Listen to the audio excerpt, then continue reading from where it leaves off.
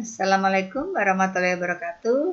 Kita ketemu lagi di materi pelajaran IPA. Kali ini materi kita tentang konversi satuan. Masih ingat ya apa itu satuan? Satuan merupakan ukuran yang mendefinisikan suatu besaran. Kemudian kita mengenal ada dua jenis satuan, yaitu satuan CGS dan satuan MKS. Satuan CGS artinya cm gram sekon. Kemudian yang MKS artinya meter kilogram sekon. Satuan MKS inilah yang kemudian dikenal dengan satuan SI. Nah, dalam hasil pengukuran fisika itu harus dinyatakan dalam satuan SI.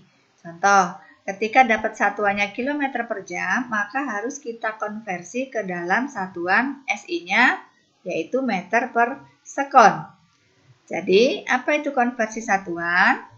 Konversi satuan secara umum diartikan sebagai suatu pengubahan nilai suatu sistem satuan ke nilai satuan yang lain.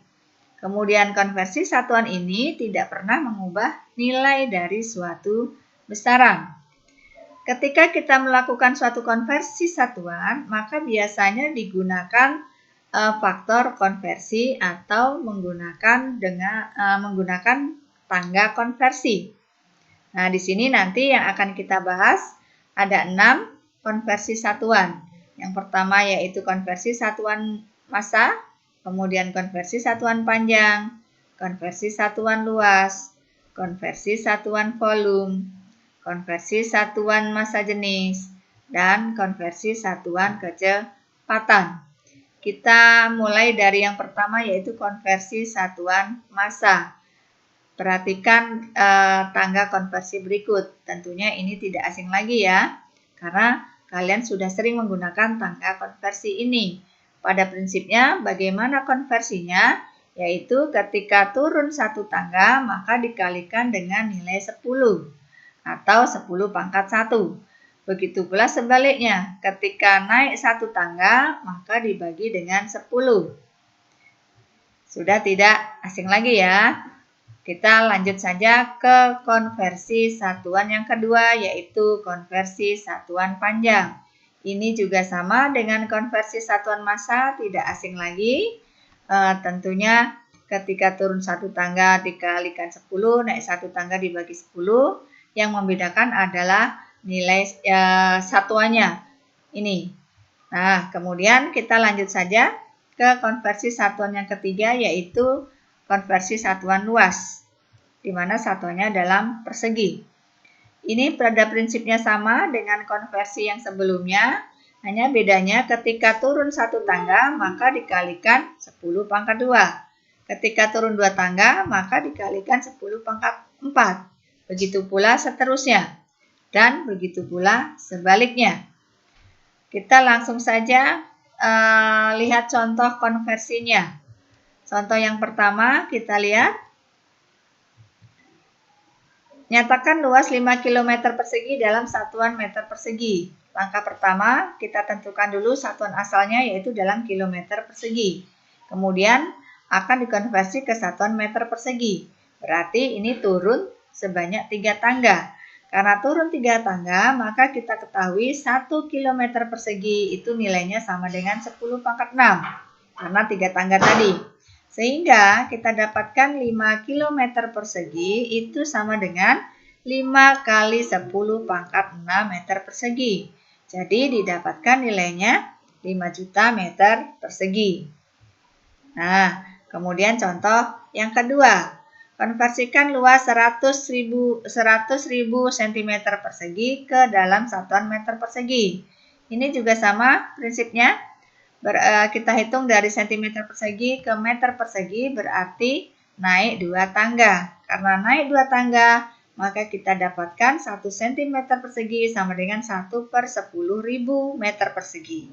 Sehingga konversinya adalah 100.000 meter persegi dibagi dengan 10.000, sehingga kita dapatkan hasilnya adalah 10 meter persegi. Bisa dipahami ya?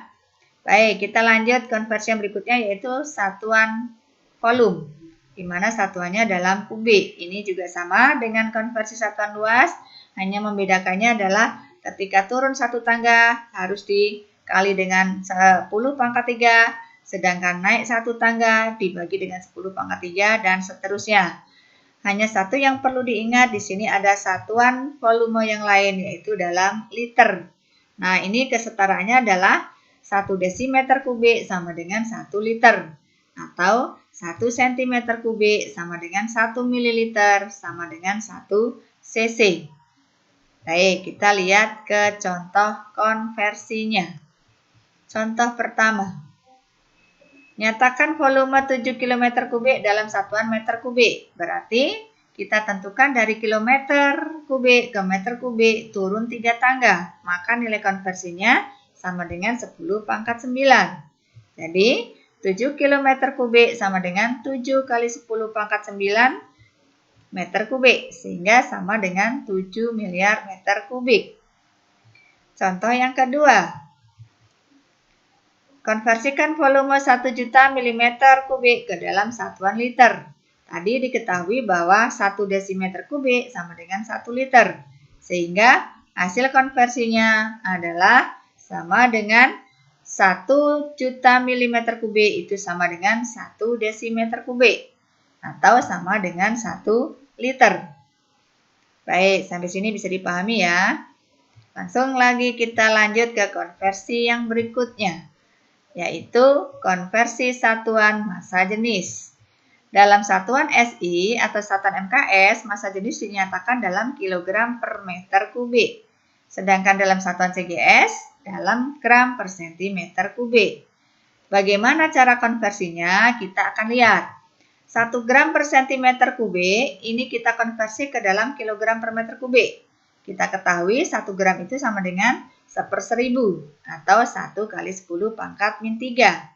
Dan 1 cm kubik itu sama dengan 1/1 juta atau 10 pangkat min 6. Sehingga konversinya adalah 1 gram per centimeter kubik itu sama dengan, kita dapatkan nilainya 1000 kg per meter kubik. Jadi kesimpulannya 1 gram per centimeter kubik sama dengan 1000 kg per meter kubik. Contoh yang lain adalah konversi 5 gram per centimeter kubik. Tinggal kita kalikan saja dengan 1000. Maka kita dapatkan 5 gram per centimeter kubik itu sama dengan 5000 kg per meter kubik. Baik, lanjut konversi yang terakhir yaitu konversi satuan kecepatan. Dalam sistem SI, satuan kecepatan dalam meter per second, sedangkan satuan bukan SI dalam kilometer per jam. Maka konversinya kita ambil contoh 36 km per jam, berapa satuannya ke dalam sistem SI. Kita ketahui 1 km sama dengan 1000 meter, 1 jam sama dengan 3600 sekon.